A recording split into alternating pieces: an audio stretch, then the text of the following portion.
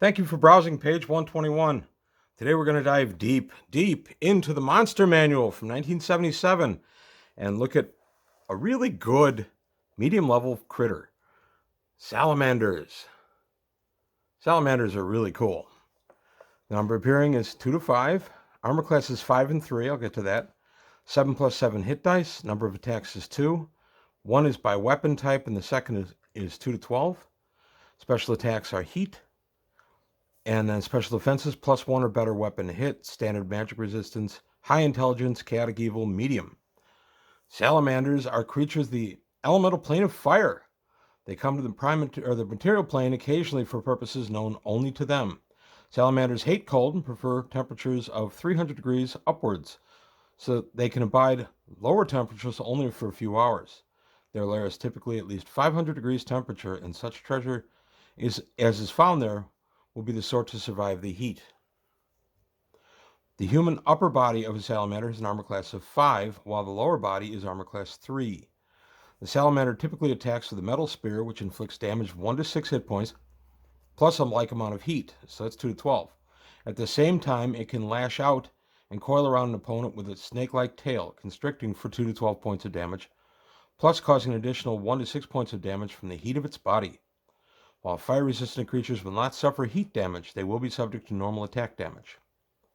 Salamanders can be affected only by magical weaponry or by creatures of a magical nature or with great strength. They are impervious to all fire-based attacks.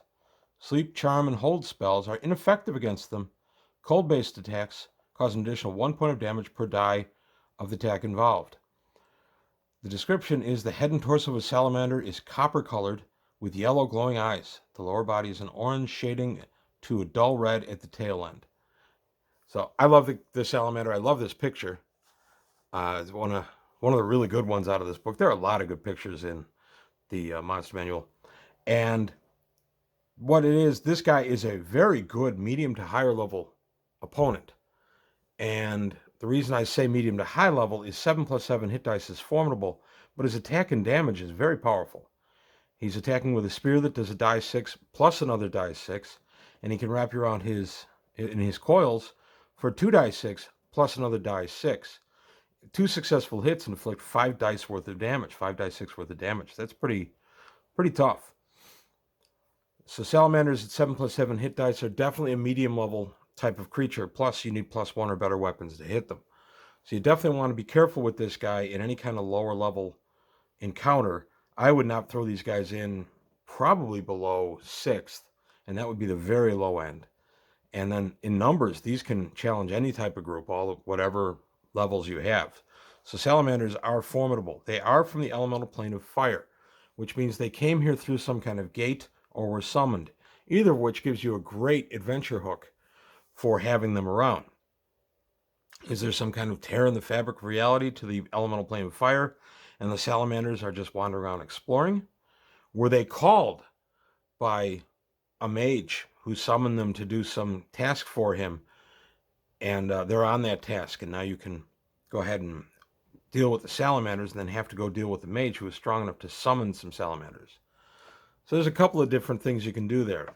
I like salamanders a lot. I find them a very enjoyable monster to throw against my players, just because they can take a lot of damage, they can deal a lot of damage, and they're a formidable encounter.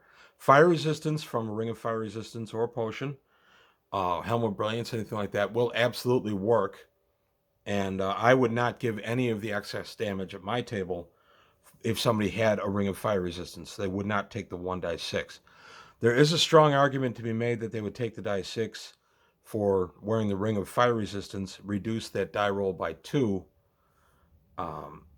But by the time you get down to that, you're looking at a maximum of 4 points of damage. I would probably just go ahead and award the character that had the Ring of Fire Resistance the fact that they wouldn't take the heat damage. They'll still take the regular damage, and that can be quite formidable by itself. Also, even at 6th level, it's entirely possible you don't have a magic item on every player in the party.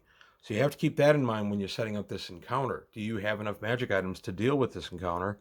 Or are you going to find yourself in a situation where a lot of the players can't hurt this thing? Monsters of 4+4 hit dice and up, I believe, are the ones that are able to hit anything hittable by +1 or better weapons. The stronger monsters are absolutely going to be able to deal with it. So if you have a party that has a charmed giant with it, for instance, the giant's going to be able to hit the salamander even without a magical item.